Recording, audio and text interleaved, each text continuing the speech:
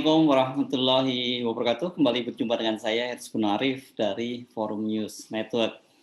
Seperti sudah diperkirakan sebelumnya, Kiai Haji Yahya Khalil Stakuf akhirnya terpilih sebagai Ketua PBNU. Melalui pemilihan 2 putaran, Yahya Stakuf mengalahkan Ketua PBNU Said Agil Syirat, Ketua PBNU incumbent, Said Agil Syirat dengan suara telak. Pada putaran pertama, Yahya Stakuf memperoleh 327 suara, Kiai Haji Said Agil Syirat 203 suara, sementara KH Asyatali yang semula diperkirakan akan menjadi kuda hitam hanya memperoleh 17 suara.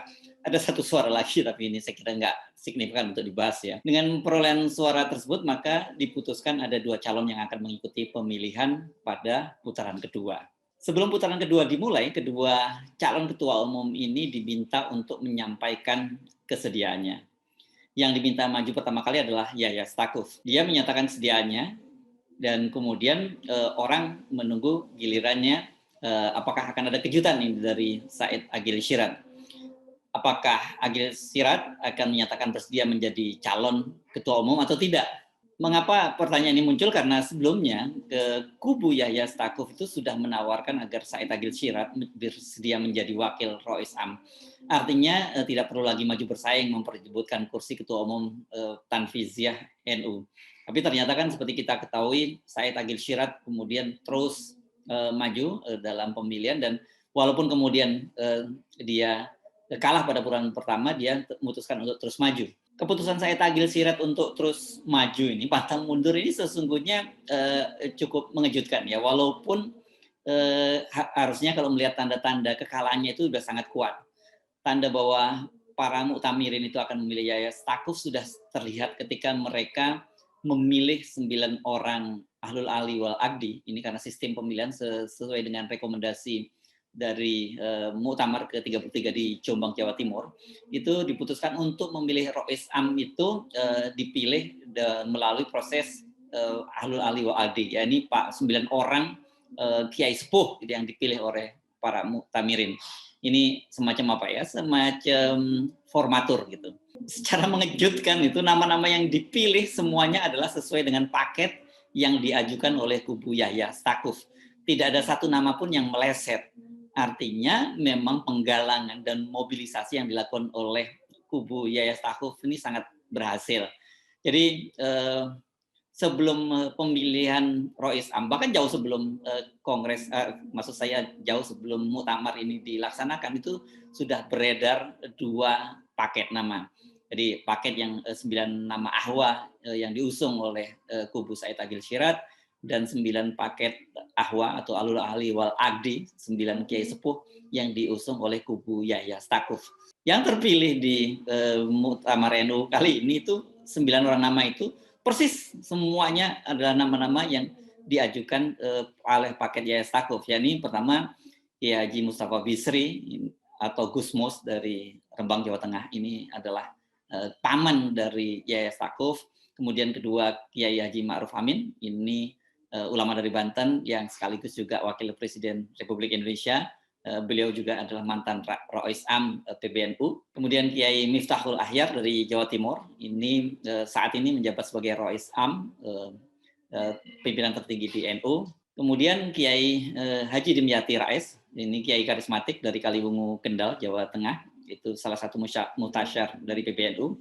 Kemudian Guru Tatar Muzi Badarudin dari Nusa Tenggara Barat, ini ulama karismatik dari pesantren Nurul Huda di NTB. Yang keenam KH Anwar Mansyur, ini ulama dari Jawa Timur. Ketujuh KH Nurul Huda Jazuli dari Jawa Timur. 8 ini Buya Akbar Marbun dari Sumatera Utara, dan ke-9 Kiai Haji Zainal Abidin dari Sulawesi Tengah. Adapun paket nama yang diajukan kubu Said Agil Syirat itu tidak semuanya lolos. Benar ada beberapa nama yang sama yang diajukan oleh paket dari Yahya. Namun beberapa nama lain seperti Habib Lutfi bin Yahya dari Pekalongan, Profesor Dr. Najamuddin Abad Syafa dari Sulsel, Tengku Nuruddin Yahya dari Aceh, KH Abun Bunyamin dari Purwakarta, Kiai Haji Manarul Hidayat dari Kiai Haji Manarul Hidayat dari Cirebon itu tidak lolos. 9 orang Ahlul Ali wal Aqdi tadi kemudian memutuskan dalam rapatnya untuk memilih Kiai Haji Miftahul Akhyar, itu Rais Am incumbent ini untuk kembali menjabat sebagai Rais Am. Nantinya berarti ini yang akan bersama-sama dengan Yahya Stakuf memimpin PBNU. Namun yang menarik kali ini ada catatan bahwa seorang Rais Am itu, atau sebenarnya ini ketua umumnya ya kalau dibilang, karena ini memang di atas PBNU, walaupun jadi ini semacam Dewan Syuronya gitu, majelis syuriahnya. Sementara kalau Yahya Stakuf itu sebagai ketua tanfiziyah, ketua umum atau pengurus eksekutifnya gitu. Nah, catatannya kali ini Miftahul Akhyar tidak boleh merangkap jabatan. Artinya apa? Karena Miftahul Akhyar ini sekarang ini menjadi Ketua Umum Majelis Ulama Indonesia. Dengan begitu, karena dia sudah sepakat untuk tidak merangkap jabatan, maka jabatan sebagai Ketua Umum Majelis Ulama Indonesia sebagai konsekuensinya akan dilepas oleh Miftahul Akhyar. Dia jadi hanya fokus kepada jabatannya sebagai Rais Am dari pengurus besar Nahdlatul Ulama. Jadi Miftahul Akhyar menyatakan bahwa dia samina wa ata'na, dia taat dan menjalankan perintah dari 8 orang lainnya ya di Ahwat tadi. Nah, sebelum dilakukan pemilihan putaran kedua, ini baik para panitia SC maupun OC itu sudah melakukan konsultasi dengan Rais Am yang terpilih, yakni Kiai Miftahul Akhyar. Kelihatannya ini agak alot ya, karena cukup panjang juga, tidak hanya berlangsung di aula muktamar, mereka juga sempat keluar ruangan untuk melakukan semacam lobby atau dialog lah kan mungkin tepatnya gitu. Tapi kemudian ternyata pemilihan itu diputuskan untuk dilanjutkan, dan seperti kita ketahui hasilnya Yahya Stakuf itu memperoleh 337 suara, jadi suaranya bertambah. Kemudian Said Agil Syirat itu memperoleh 210 suara. Jadi yang satu bertambah 10, yang satu bertambah 7 suara. Perolehan suara ini kan sepertinya apa ya, habis membagi perolehan suara yang satu dapat 7, yang satu dapat 10 tadi. Ini kan kalau dijumlahkan total 17. Ini perolehan suara dari Asad Ali. Jadi habis terbagi kedua, dan sementara satu suara dinyatakan tidak sah. Kemenangan Yahya Stakuf ini sekaligus mengakhiri ambisi Said Agil Syirat untuk mempertahankan jabatannya 3 kali berturut-turut atau 3 periode. Orang banyak bertanya-tanya bagaimana PBNU di bawah Yahya Stakuf ini. Setidaknya sejauh ini ada 2 hal lah yang bisa kita catat. Pertama, Yahya Stakuf ini disebut-sebut sebagai reinkarnasi dari Gus Dur. Jadi ini adalah Gus Dur muda. Ini sangat terlihat sejak awal kampanye pencalonan, dan juga dalam baliho-baliho dan banner-banner yang dipampangkan di sekitar arena muktamar. Nama Gus Dur itu nama besar Gus Dur selalu dibawa oleh Yahya Stakuf. Sebenarnya nggak terlalu mengherankan ya kalau kita lihat latar belakangnya. Yahya Stakuf ini kan pernah menjadi juru bicara Gus Dur ketika Gus Dur menjadi presiden.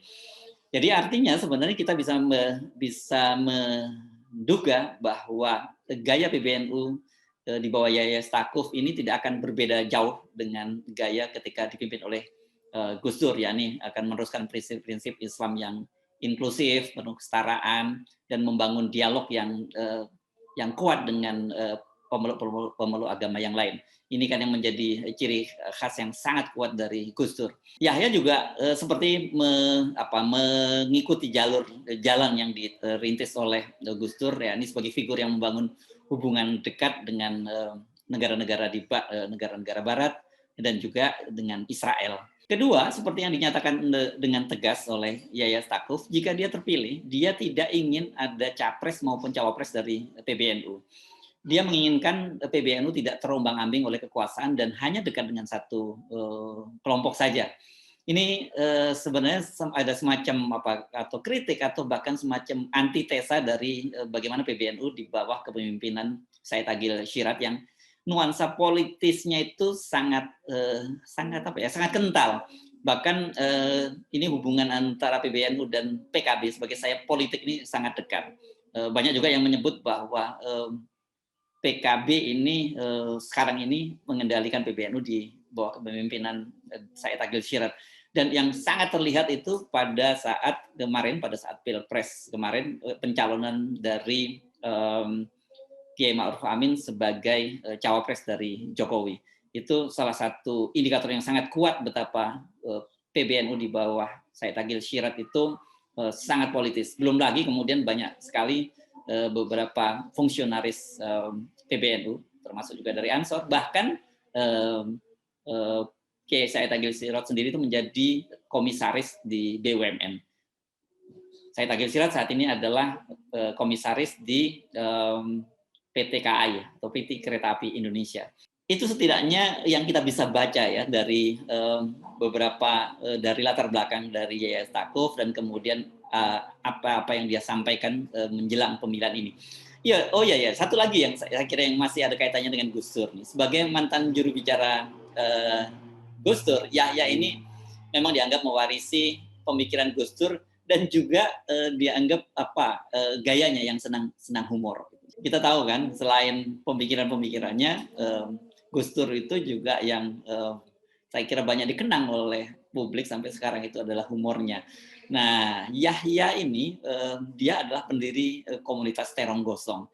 Ini sebuah komunitas di Facebook ya yang berisi para peminat humor di kalangan para kiai dan terutama khususnya di kalangan Nahdiyin. Ini Yahya Stakuf ini bahkan tidak tanggung-tanggung. Dia selain pendiri kemudian dia diangkat sebagai Presiden Republik Terong Gosong. Selamat untuk Kiai Yahya Khalil Stakuf. Bagaimanapun juga sangat menarik untuk mengamati bagaimana NU di bawah kepemimpinannya. Karena NU ini adalah ormas Islam terbesar di Indonesia dan tentu saja ini akan sangat mempengaruhi apapun ya perhelatan politik di Indonesia, terutama pada tahun 2024, dan juga tentu saja mempengaruhi kehidupan kita berbangsa dan bernegara. Saya Arif, sampai jumpa lagi. Wassalamualaikum warahmatullahi wabarakatuh.